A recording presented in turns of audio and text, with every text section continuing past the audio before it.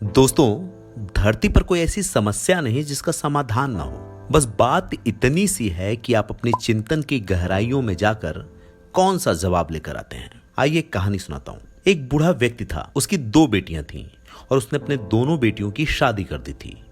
एक बेटी की शादी कुम्हार से हुई थी, तो वहीं दूसरी बेटी की शादी एक किसान से हुई थी। एक बार उस बूढ़े व्यक्ति ने सोचा कि वो अपने दोनों बेटियों से मिलने जाएगा। जब वो पहली बेटी के पास पहुंचा और पूछा कि क्या हाल चाल है, तो बेटी ने कहा कि इस बार बहुत परिश्रम किया है हम लोगों ने और काफी सामान भी बनाया है। यदि वर्षा ना आए तो हमारा कारोबार खूब चलेगा।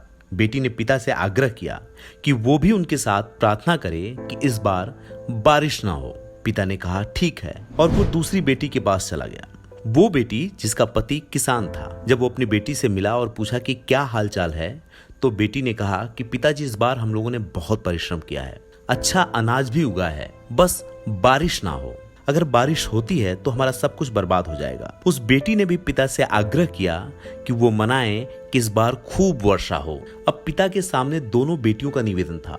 एक बेटी चाहती थी कि इस बार बारिश ना हो और दूसरी बेटी चाहती थी कि इस बार खूब बारिश हो, और इन्हीं दोनों प्रार्थनाओं पे उन दोनों बेटियों का भविष्य निर्भर था। अब पिता बड़ी उलझन में पड़ गया। उसके समझ में नहीं आ रहा था कि वो क्या करे। वो सोच रहा था कि अगर एक बेटी के लिए प्रार्थना करेगा तो दूसरी बेटी का घर बर्बाद हो जाएगा, और अगर दूसरी के लिए प्रार्थना करेगा तो पहली बेटी का घर बर्बाद हो जाएगा। अब पिता सोच रहा था कि ऐसे में समाधान क्या हो सकता है। वो चिंतन करने लगा। वो चिंतन के गहराइयों में गया तो उसको एक जवाब सूझा, और फिर वो वापस से अपनी दोनों बेटियों के पास गया और उसने सबसे पहले अपनी बड़ी बेटी को समझाया कि बेटी, अगर इस बार वर्षा नहीं होती है और तुम्हारी अच्छी कमाई होती है तो तुम अपनी आधी कमाई का हिस्सा अपनी दूसरी बहन को दे देना।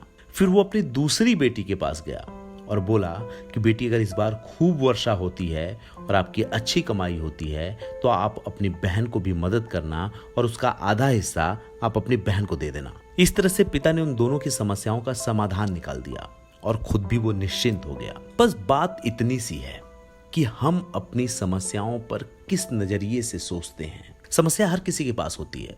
जो नवजात शिशु होता है उसकी समस्या होती है बोलने और चलने की। जो उससे बड़ा होता है उसकी समस्या होती है पढ़ने की, जबकि दूसरों की नज़र में वो सबसे शानदार एज होती है।